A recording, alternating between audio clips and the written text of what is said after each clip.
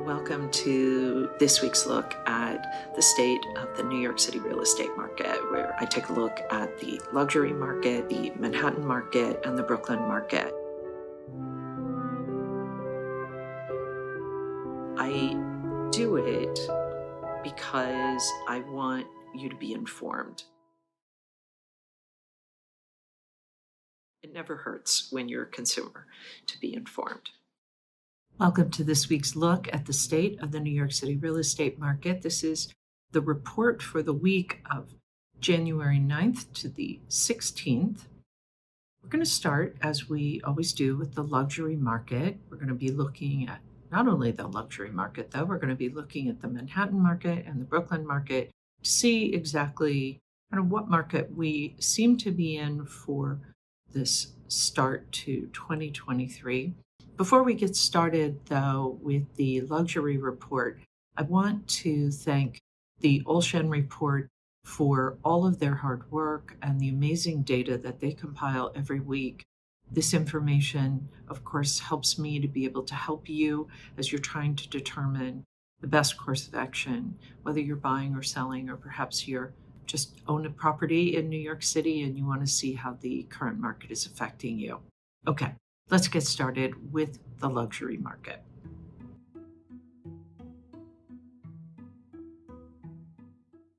There were 18 contracts signed last week. That is 3 more than the previous week. Condos outsold co-ops 11-4. There was 1 condop and 2 townhouses also in that mix. The number 1 contract was Unit 1 at 55 Leonard Street. It was asking $11,995,000, and this unit has been on and off the market since April of 2021. It is a triplex. It is a condo. It includes 4 bedrooms, 4 bathrooms, and 2 powder rooms. The ground floor has a gym, an office, a playroom, and a 26 by 24 foot media room that opens onto a 575 square foot terrace that has a grill. The middle floor is comprised of a kitchen that's open, has a large living room and a balcony, and upstairs are the 4 bedrooms and another balcony. This is a sponsor unit. It comes with an attached garage and is being bought by a family currently living in Tribeca. The 4-unit condo has a virtual doorman, but it has no other amenities.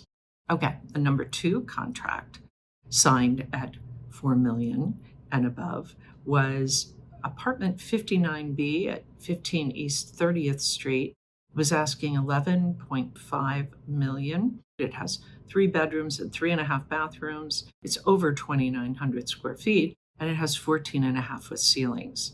The living room and the dining room span over 50 feet. They have spectacular city views from windows on 3 sides facing south, east, and west.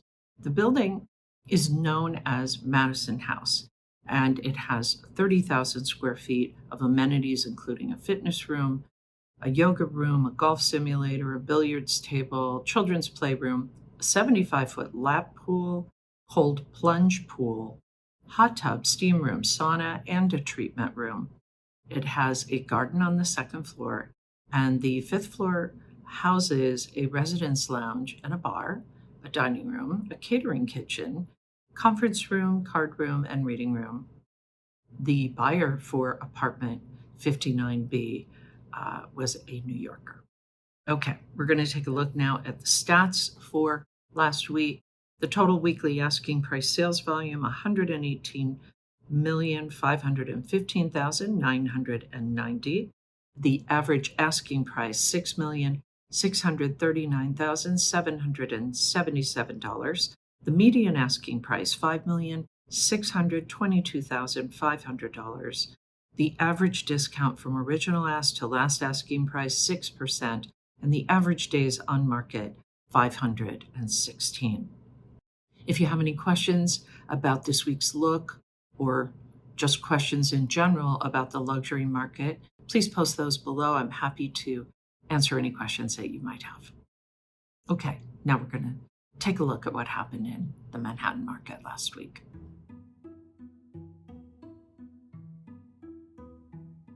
Okay, great. So we're going to take a look now at what happened in the Manhattan market last week. Before I get started with that, I want to thank Urban Digs for their very fine reporting and analysis of what's going on in the Manhattan and the Brooklyn markets market wide. So thank you to Urban Digs for helping me help you. All right, let's get started. We're going to take a look. As we always do, we're going to start with the market ticker for the last week's look. So the supply last week, 242, that is down a little over 7%. As I mentioned, over the next probably 6 to 8 weeks, we're going to start to see more properties come on the market. As we enter the spring market, we're going to take a look now at the contracts signed. That was up 140 contracts signed. That was up a little bit over 11%. So it's nice to see that the contract activity is rebounding a bit because we know that was way down at the end of 2022. The off-market properties also fell 178. That is down it's down 43.49% from the week before. That continues to keep us in a neutral market. We're going to take a look at that market pulse chart in just one moment, but we're going to now take a look at the market ticker for the last month. We see the supply at 638. That is down almost 12% month over month. The contracts signed, 576, still quite low for us, and it was down 1.71%. Off-market properties also down, 869, down almost 12%. Here is this market pulse chart. We can see this. Here we are at the end, all the way over here to the right. And you can see the market definitely dipped down into buyer's market territory towards the end of 22, and then it kind of has gone back up just slightly into the neutral market. But if you look at the very tail end of it, it looks like it's maybe down a little bit. So we're going to continue to keep an eye on the contract activity and the inventory to see how those are affecting each other. So here are these detailed monthly charts showing the supply, the pending sales, days on market, monthly new supply, the resupply pace, the price per square foot, et cetera, et cetera. These are really great charts if you are actively in the market, meaning you are actively trying to buy or trying to sell. Very helpful to have these kind of details that are quite current, and they are as current as we have. So they're terrific to spend a little time taking a look at those if you, in fact, are someone who is either in the middle of something, thinking about making an offer, thinking about putting your place on the market. These are great charts for you. So let's take a little bit closer look at the supply. And we see that the inventory in Manhattan is actually kind of starting off the year the same way that 2022 started off the year. The inventory starts are, frankly, just about the same. Pending sales also still a bit on their downtrend. We're going to obviously stay tuned to see what happens as we start to get a little further into Q1 of this year, and we'll start to get a better sense of where the demand looks like it's going to be. The contracts signed were above 2019 levels, but in general, the demand, as I said in the previous chart, do remain below other years. But, the year is early. We'll have to see how things progress. If we take a look at listing discounts, what's so interesting is at the end of Q4 of 2022, we definitely saw the fall in demand. But despite that, we didn't see a lot of listing discounts in Q4 of last year. It'll be really interesting to see if that continues into Q1 of 2023, because it was kind of surprising news. We would have expected that with demand being down, we might have seen a little more negotiability at the end of last year, but we didn't see that. We didn't see a lot of that. Now, here's something that you hear me talk about a lot, the discounts by days on market. The chart says it all. Time is a negotiation killer. Take a look at what happens. You're on the market less than 30 days, less than 5% discount. If you sit on the market, you can see those discounts tick right up. So that if you're on the market for over 120 days, very good chance you will be at least a 10% discount. And nobody wants that. Let me know if you have any questions about what's going on right now, because as I have said in the last couple of weeks, 22 ended on kind of a mixed bag. We definitely saw a true decline in contract activity. We did not see a lot of inventory, so that kind of helped to keep things somewhat neutral. And we also didn't see a lot of discounts on these properties that we're selling in Q3, Q4. So we're going to continue to take a look at that. That's it for Manhattan. Now let's take a look at what happened in Brooklyn.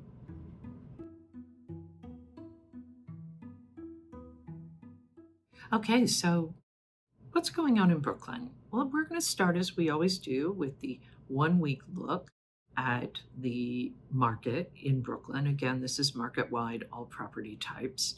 The supply was down almost 5%, 154 properties last week. Contracts signed 83, that's down also about 18%. Off-market properties also down at 74, down a little over 61%. We continue to be in a fairly neutral market in Brooklyn. If we take a look at the 1 month view, we see that there were 442 properties came on the market last month. That's a change of a little over 20%. Contracts signed also down a bit, a little over 4% at 380. Off-market properties, 455. That took a bit of a jump, up almost 29%. If you take a look at the market pulse chart, we're kind of going up and down, up and down, up and down in this relatively neutral market.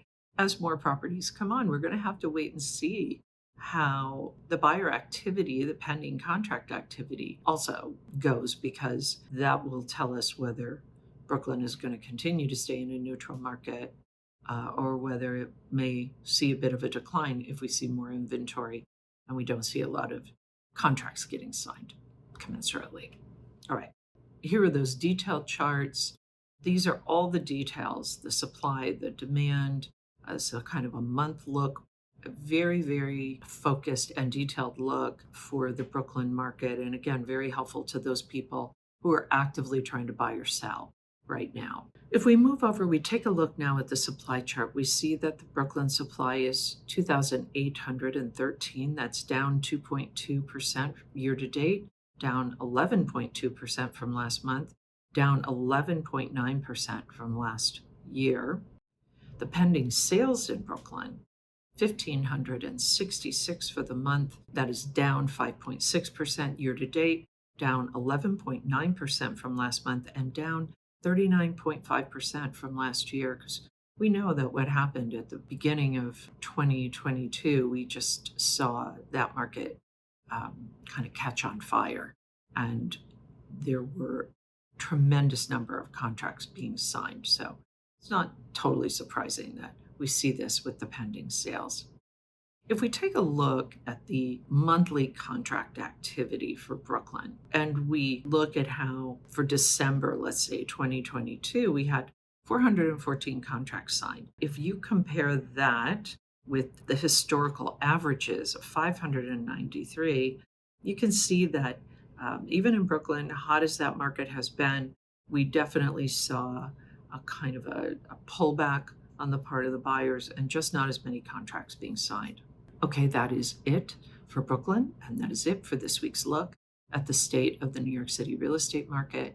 As always, please post your questions below. Feel free to subscribe to my channel if you find this kind of information helpful to you. As always, feel free to share these videos with someone that you think might benefit from having the information.